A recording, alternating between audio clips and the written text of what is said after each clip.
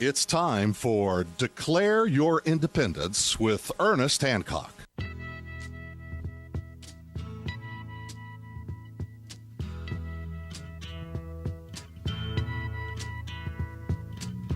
There's something happening here.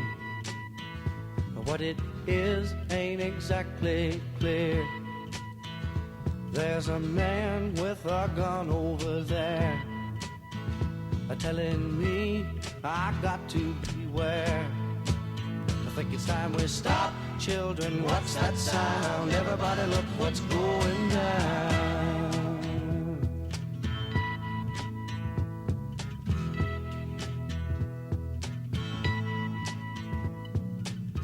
There's battle lines being drawn. Nobody's right if everybody's wrong. Young people speaking their minds are getting so much resistance from behind. Time we stop. Hey, what's that sound? Everybody look what's going down. Yeah, let's just, take a break for a second. At the bottom of the hour after this segment, we'll have Mel Goodman on, and we're going to talk about this. And I think it's time for us to have, I'll try and get Karen Kwiatkowski to come back in the next week or so, because she knows a lot of these people, and she knows the ramifications of certain individuals being there doing whatever it is that they think that they're doing. And my whole concern is that we're in a situation to where we're just being played. And a lot of people are just, I'm done. I'm not playing anymore. There is an article in Forbes magazine we have up today, and it's talking about, some captains of industry that are just starting to, we're done. They're just going away. And it's a gentleman that, I'll pull it up here in a little bit. Jerry Della Femina, the Mad Men ad man, has shrugged. Now, he's known for a TV show that's coming out and books, and he has, a lot of things. He's a legendary advertising visionary, restaurant owner, and the inspiration of the popular AMC television show Mad Men. Well, he's just said, I'm done. I'm shrugging it. Selling off everything, I'm going gold, silver, and, y'all have a nice day. Let me know how it works out. Now, of course, the criticism is like, well, if you're really shrugging it, you just leave. You let the looters take it, he's going to go, hey, that's fantasy, man. I'm going to get what I can, and then I'm booking. And what's interesting is not that, this guy does particular individual. It's just representative of something that Forbes magazine wanted to come out and say, hey, man, this is just the beginning. Well, I know people like that, and I'm sure you do too. Individuals, they don't have to be big captains of industry or anything. And that's what the point is. It's not any 1 or 2 or 10 or 100 captains of industry that do this, which, of course, collectively they do have an impact. It's all of us. We're just going, this whole thing is just too burdensome. I'm not playing anymore. It doesn't benefit me as an individual. What was the state's counter to that? Well, then there's something wrong with you. You have a mental illness that you do not live for the benefit of everybody else. What about all these people in need? I remember in the mid-'90s, we would wait till there was the Arizona State Fair. Now, you have to understand, this is before the internet was popularized. This stuff, you didn't have a video, that you could just put up on the internet.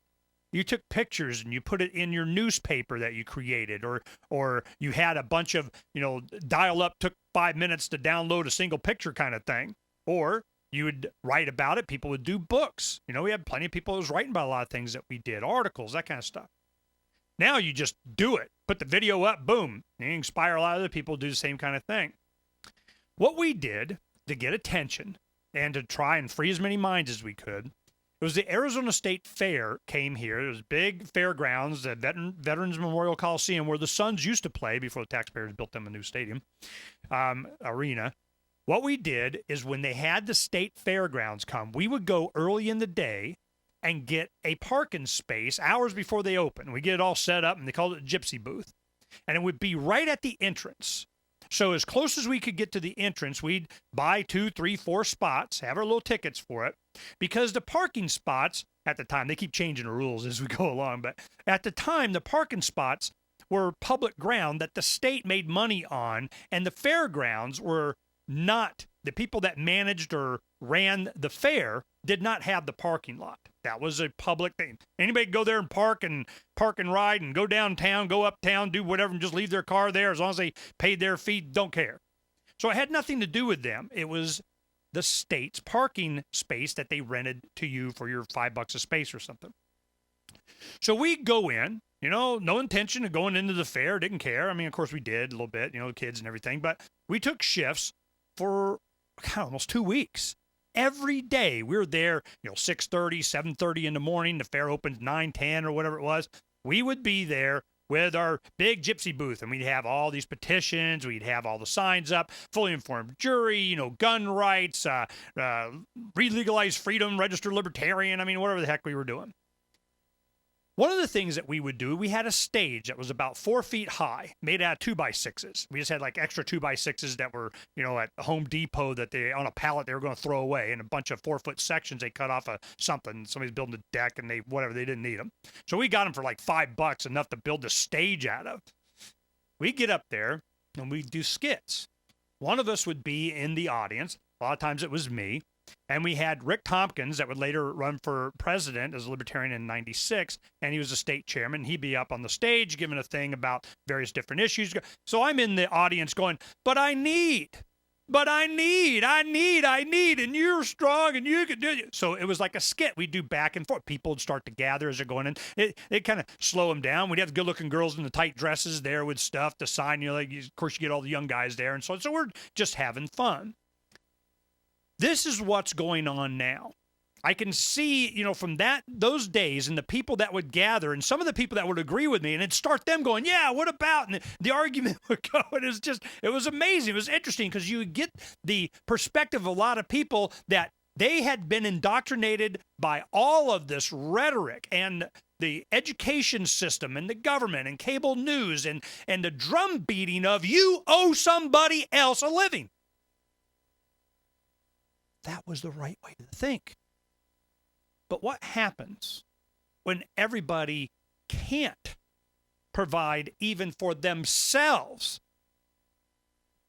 Do they just die?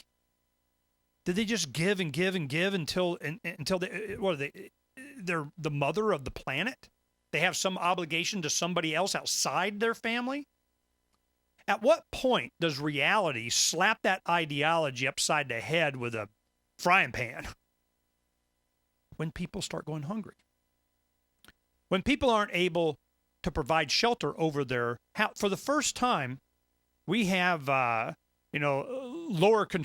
construction's going back up and so on. What was it? Home ownership. Is at its lowest it's been in like forever. We have people on the streets, down in the van by the river under the bridge. I mean, at what point do they abandon this ideology and start living for themselves? It's when they don't have a choice. That's when. It's here. At the end of the show, after we do Mel Goodman, we'll talk about the magazine. Where this for?